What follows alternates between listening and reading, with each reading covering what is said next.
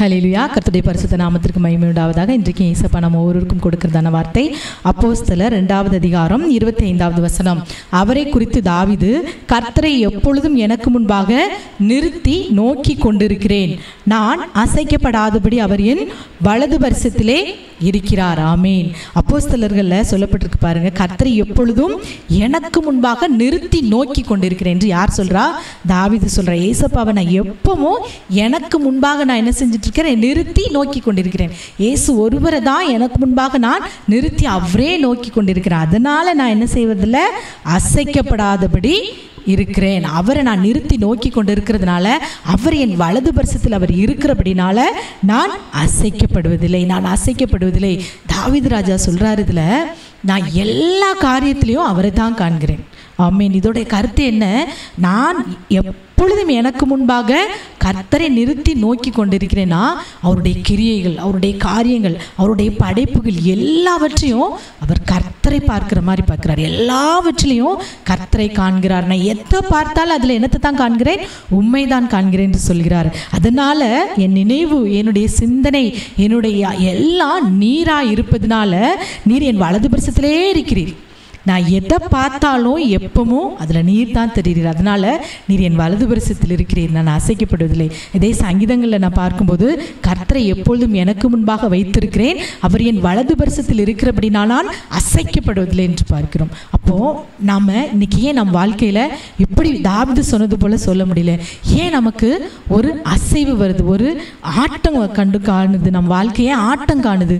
ஒரு அசைக்கப்படாத ஒரு சூழ்நிலை, ஒரு ஸ்திரமான சூழ்நிலை இல்லை.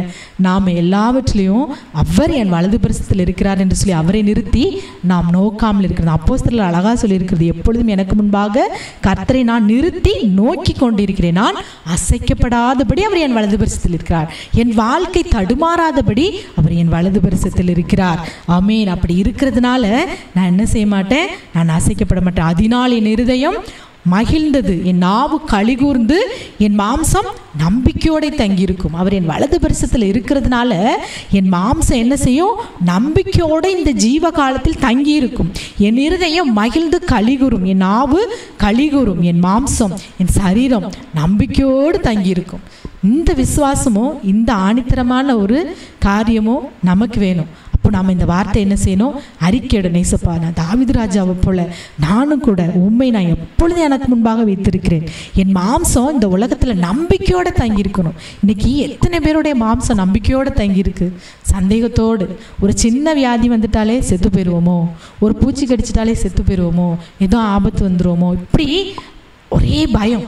பிசாஸ் நிறைய பேர் இன்னைக்கு பயத்தை கொண்டு வந்து ஆட்டி படைத்திருக்கிறான். அதனால் நம்பிக்கை இல்லாத ஒரு சூழ்நிலை. நாளைக்கு விடிஞ்சாதான் அப்படிங்கிற ஒரு நம்பிக்கை.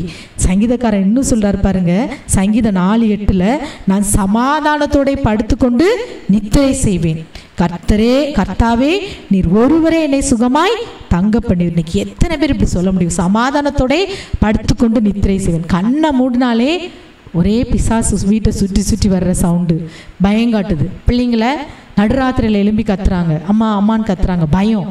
இன்னைக்கு ஏன் அப்படிப்பட்ட சூழ்நிலைகள்லாம்? விசுவாசம் இல்லாததுனால. பிசாசு இப்படிப்பட்ட பயத்தை கொண்டு வந்து, அந்த தந்திரமாய் அவன் பயத்தின் ஆவியை கொண்டு வந்து இந்த ஆத்மாவில பயத்தை விதைக்கிறான். அப்படி விதைக்கிறதுனால அதையே நினைச்சு இன்னைக்கு அந்த காரியங்கள் நடக்குது. எதுவும் செஞ்சிருவாங்களோ, எதுவும் செஞ்சிருப்பாங்களோ, எதுவும் ஏவி விட்டுருப்பாங்களோ, இப்படிப்பட்ட காரியங்கள். ஆனால் சங்கீதக்காரன், நான் சமாதானத்தோட படுத்துக்கொண்டு நித்திரை செய்வேன், கர்த்தாவே நீர் ஒருவரே என்னை சுகமாய் தங்க பண்ணுவீர். ஆமீன். அருமையான தேவனுடைய பிள்ளைகள், எனக்கு ஒருவர், இயேசு ஒருவர் தான் உங்களை சுகமாய் பாதுகாப்பாய் உங்கள் இடத்துல தங்கியிருக்க பண்ண முடியும். உங்கள் மாம்சத்தை நம்பிக்கையோட தங்கியிருக்கும்படி பண்ண முடியும். உங்களை சுகமாய் தங்க பண்ணுகிறவர் கர்த்தர் ஒருவர். அவர் உங்கள் சுகத்தை அவர் ஒருவர் தான் விரும்புகிறார். மனுஷர்கள் அல்ல, சொந்தக்காரங்க அல்ல, கூட இருக்கிறவங்க அல்ல. உங்களுடைய சுகத்தை விரும்புகிறவர் உங்கள் தேவனாகிய கர்த்தராகிய இயேசு கிறிஸ்துவாகவே. அவர் மேல் நம்பிக்கை வைங்க. எல்லாவற்றுக்கும் மேலே இயற்கைக்கு அப்பாற்பட்ட விதத்தில் அவரை நம்புங்க. சங்கீதக்காரன் சொன்னது போல, எப்பொழுதும் என் வலது பரிசத்தில் யார் இருக்கா? ஏசப்பா இருக்காங்க. நான் அதனால நான் அசைக்கப்பட மாட்டேன். நான் அவரை நிறுத்தி நோக்கி கொண்டிருக்கிறேன். எல்லா காரியத்திலும் சொல்லும்போது நீங்க சமாதானத்தோடு படுத்துக்கொண்டு நித்திரை செய்வீங்க. உங்கள் நித்திரை இன்பமாய் இருக்கும், பயம் வரவே வராது. அவர் உங்களை சுகமாய் தங்க பண்ணுவார். ஆமே. இந்த வார்த்தை அப்படியே ஆமென்றும் ஆமென் என்று விசுவாசித்து ஏற்றுக்கொள்வீங்கன்னா எல்லா பயமும், பயத்தை கொண்டு வருகிற சத்துருக்கள் இந்த நாளில் இயேசுவின் வல்லமையினால் முற்றிலும் நிர்மூலமாகும் வல்லமை அவர் இந்த ஜெப வேளையில் உங்களுக்கு அனுப்புவார். ஆகவே எல்லாரும் கண்களை மூடி நாம் ஜெபிப்போமா. இயேசுவே ஸ்தோத்திரிக்கிறோம் அப்பா.